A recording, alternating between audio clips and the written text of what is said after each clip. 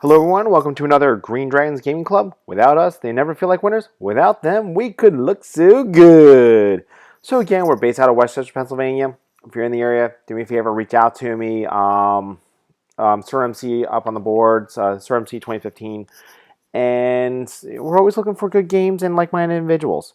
So again, we went out to Buckeye Battles, and it was a blast, a blast. And I just got done having a fantastic tactical battle against Jesse, who's Chaihammer's brother. So I got to play the Brogercons, and this time I'm kind of in the middle of the pack because I scored 11-9, and I'm going up against this young man. And I gotta say kudos, not just to him, but to his dad. The gentleman who I played, his name was Connor, and the kid. And I want to say that because I've been playing this game now for 21 years. Oh, um, he's 14 years old, and the fact that he's in the middle of the pack at 14 years old, and I met up with him again later on, and I think he clobbered one other player before the end of the tournament, and I give it to him. I give it to his dad. I actually walked up to his dad after the game and said, I got to be honest with you. I mean, your son is so much fun to play against and everything else. My only gripe about him was knowing the rules. But you know what? And that's really it. But the fact that he could play the game, he knew his arm, he knew for the most part his models and their roles, which is one of the hardest things. And he was there with his dad, and they got done playing 40K Friday night, and now they're doing this, so that's multiple game system. I have a 3-year-old son. He turns 4 in August. This is what I hope to be able to do with my son 10 years from now, and for this young man to go up against me in the tournament, I was so impressed with this young man. So again, if you see his name is highlighted in green, we have Saurian Ancients versus Dwarven Holds. So my list was on the last report. I'm not going to keep reprinting my list, but here's his list. So he's got this firstborn on a Carnosaur with the speed and stampede, so it gives it that D6 impact hits, and I think it's like strength 7. He's got Honor of Fortune, so I want to say a 5-up ward save. His Skink Priest. He's got Fireball, his Shamanism. He did not get Totemic Summons off this game. And then he's got his firstborn with the Talisman BSB, Talisman of Greater Shielding, and the Banner of Speed up, and they're going to go in that Saurian Warriors block with spears with full command. And, you know, that's a good combination. So, again, here's this 14-year-old kid, and he's pulling this rock-hard combination out. I'm going, good for you. Nicely done. He's got 16 skinks that are going to be home for his skink priest. He's got 5 raptor riders, 2 salamanders, 1 I can't say the name, Tyroscutus, whatever, the 3 Ramphidon riders, and 2 units of 10 chameleon strings and a Tyrosaur. I'm looking at this list, and it's got potential. It definitely has potential. You have to play it a certain way. And, you know, kudos, he's got 1 rock solid unit. He's got those couple of Triceratops floating around. So 9th age, they're called Tyrosaurs. I call it Triceratops because that's what they're the old-fashioned, they're a Triceratop model. They are a dinosaur with 3 horns. But they're called Tyrosaurs, and you know the Raptor Riders are nothing to scoff at. Salamanders again, nothing to scoff at. The Ramphidon Riders, yeah, they're frenzy. They can be baited, but for their role, their purpose with rolling 3d6, so cold-bloodedness, you know, it's a good list. It's a decent list, and so it's first time though playing dwarves. So here is turn one. He got turn one. No, I got turn one. I got first turn, and he marked my organ gun, or both my organ guns, with his Ramphanon riders, and I purposely pulled my junior back so that I could have that counter charge.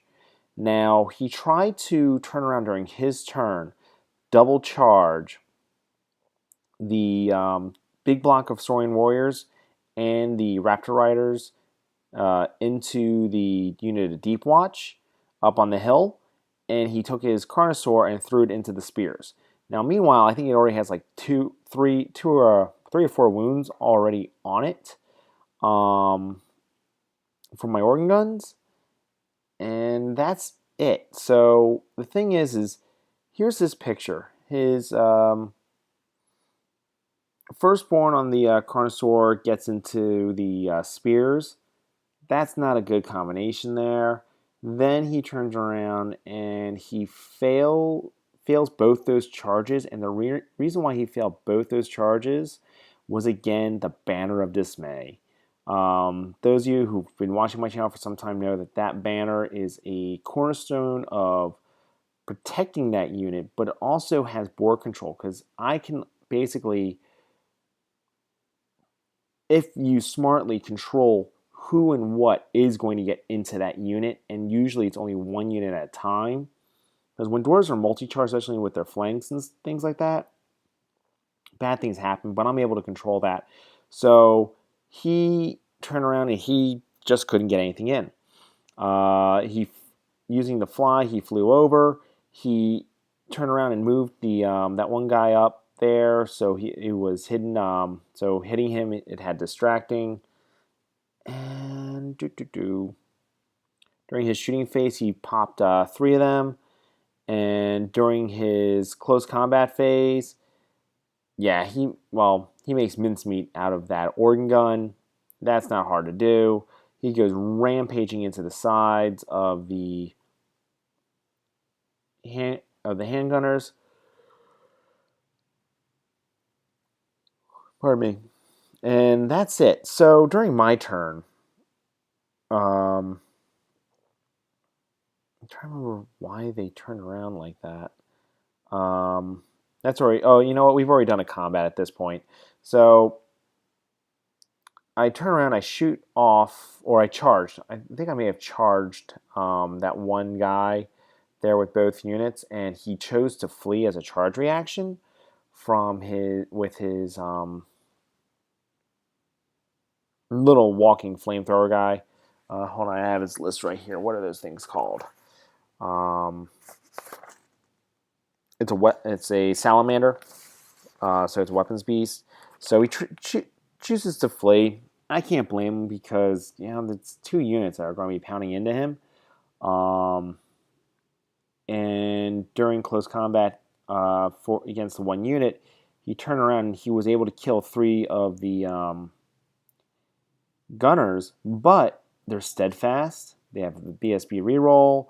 So I turn around and I reform, and I got Junior into that. Junior killed 1 of them as well, and I forget who won that one. I think I did, because I had the charge in the rear as well. Oh no, because he killed Junior. I just did that. I just did enough wounds. I think he won, and I just stuck, and then I reformed. But for the other combats, if you notice, his Carnosaur is still there, because I wounded it, and he made both his saves. So during my turn, I charged his big units of spears, and he's like, I got this. Magic phase goes off. I got all 3 buffs on that unit. There's -1 to hit, -1 to wound, and reroll misses. I already have hatred on that unit, but now, if there is a second round of combat, there will be nothing left. And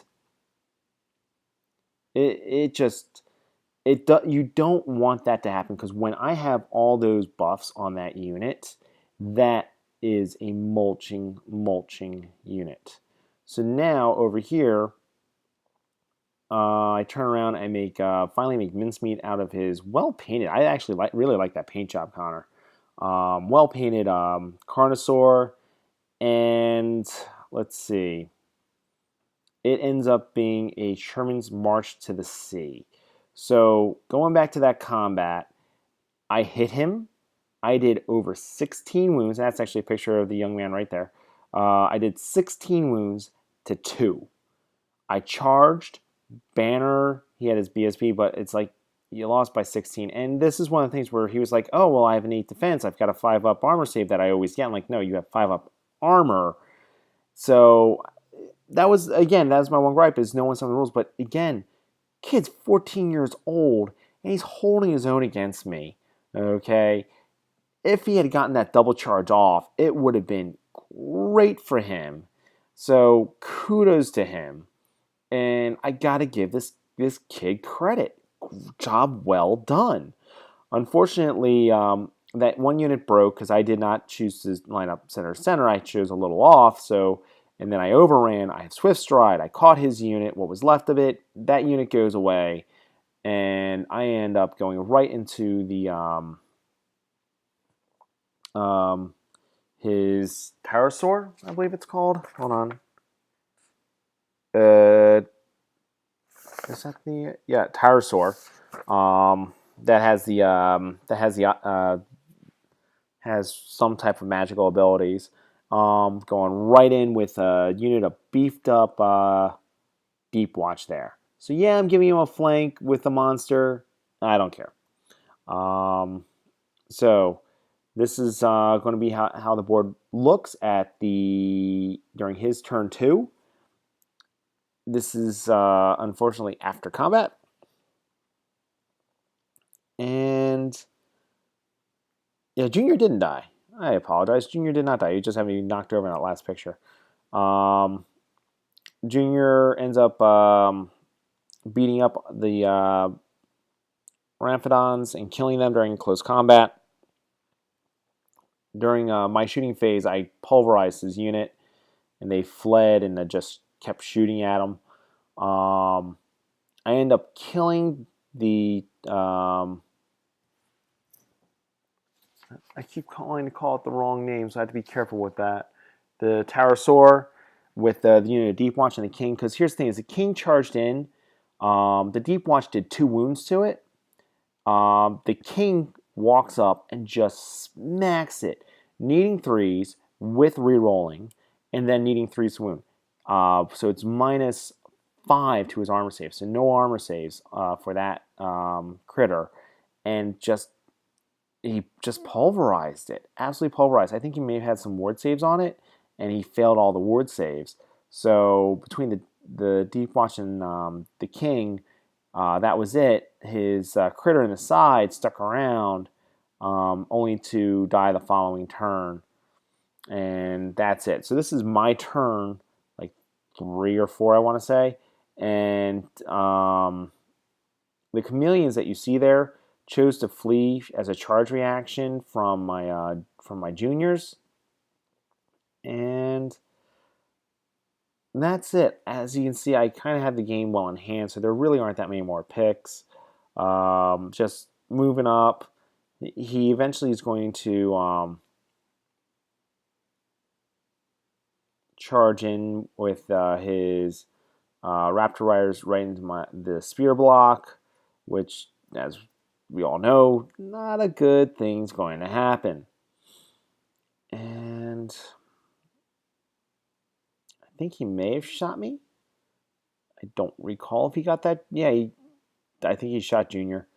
Or Junior 80 unit. That's what that was. Underneath the papers, there's a unit. Junior ate them, and I chose to restrain it. He put 1 wound on me during a stand and shoot reaction, and then I let them run away because I'm like, you're low enough leadership 5, even on 3 dice. I'm not worried about them coming back into the play. So now here's the board. I think he actually did rally them. The other chameleons kept on running, and he rolled well for his dangerous terrain test because, again, 1, 2, or 3, they die. So he rolled really, really well there. And there's that. The scenario for this one was breakthrough. So again, I've already got 1, 2, 3. I have my scoring units. All I need is 1. That does not end well. They end up killing the riders to a man. He does hold out for a turn, but then the Deep Watch come over and just lay down the law. So just to go here, what does he have left at the end of the game overall? He loses the one salamander over there. He loses the chameleons all the way in the far corner. He loses the other chameleons. All he has left is that unit of skinks with his skink priests hiding in the back there, and that was it. At that point, I'm like, let's go ahead, let's call it. And he graciously did that, and it ends up being a 20-0 Dwarven Holds victory. Those Raphodon riders, where they get to reroll, they get a lot of bonuses when they're able to mark units, so job well done. The Deep Watch, again, they turn around and they were just taking names this game. But to go back to that couple of things that, so here's this. Let me go back a few more pictures here. So here's this picture. So again, I'm playing a gentleman who's 14 years old. He has to know, and hopefully he does. I think very, very highly of him. I easily see him that hopefully this game's around another 10 years. He will be at my level, if not surpassing me. And I'm very happy and proud of that. I can live with that and put a smile on my face. Had he known a little bit more about my army, he would not have made some certain mistakes, such as charging with a Carnosaur by itself. Not an Alpha Carnosaur, but just a Carnosaur. And even if it was an Alpha Carnosaur, not a big issue. So charging into the spears by its lonesome was a mistake. What he expected to be able to do was to get the riders and the spears into them as well. At least I hope that's what he thought he was going to do. But again, the Deep Watch with that Banner of Dismay just totally threw off that game. So that was a big game changer there. Not marking the unit of handgunners rather than marking both war machines. What he should have done is mark the handgunners and the one war machine. This way he could have just gone pop, pop. And then keep his own Sherman March to the Sea. The thing is I did counter for that. And that's it. After he failed those charges and everything got really, really close, it was just that was game over. And he had the banner speed and everything else. It's just he didn't roll high enough for his charged range, where he made it, but he didn't roll high enough to discredit the Banner of Dismay. And that's it. Otherwise, going back, I mean, obviously they're my MVPs because they got 335 points, and then they tied up the handgunners, and if it wasn't for Junior there, they may have been able to actually beat that unit. Would have been a tough call. But yeah, me getting up all 3 spells, just bad dice rolling by my opponent. That changed that. And then with where he ended up, I go towards that center, and I'm going right into him because I rolled like 10 or something like that. So I went right into that Pterosaur, and yeah, and there was that. So that's the game as a recap. Again, I think very, very highly of this young man. I just, again, just needs to know the rules a little bit better, and that comes just with repetition of the game itself. And I easily see this gentleman in 10 years from now being, not even 10 years ago, I give him another 3 years. Wait till this kid's like 17, 18 years old. He will be on my level, if not whooping my tail come a tournament like this. And to his dad, who was there gaming, having a good time as well, kudos to you too. I mean, I can't express it enough, and I hope in 11 years from now, when my son's 14 years old, I'm doing the same thing with him. So that's it. Thank you so much. And until next time, happy gaming.